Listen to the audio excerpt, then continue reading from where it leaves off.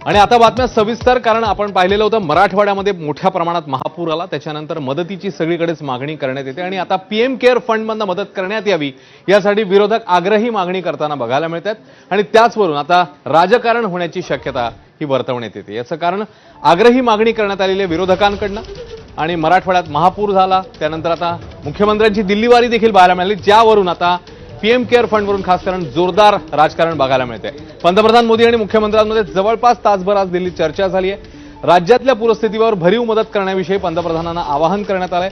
प्रस्तावानंतर कार्यवाहीचं आश्वासनही मोदींनी दिलं असं मुख्यमंत्र्यांनी स्पष्ट केलं। मात्र पीएम केअर फंडमधून मदत मिळावी अशी मागणी विरोधक करतायत, त्यामुळे केंद्राकडून पीएम केअर फंडची आता मदत मिळणार की नाही पाहणं महत्त्वाचं आहे।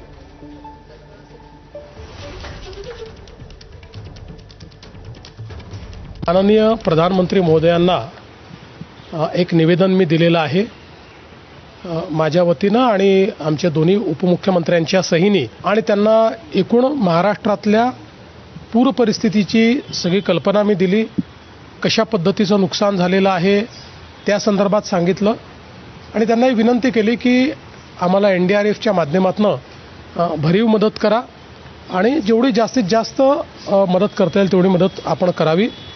त्यांनी देखील त्याला सकारात्मकता दाखवलेली आहे।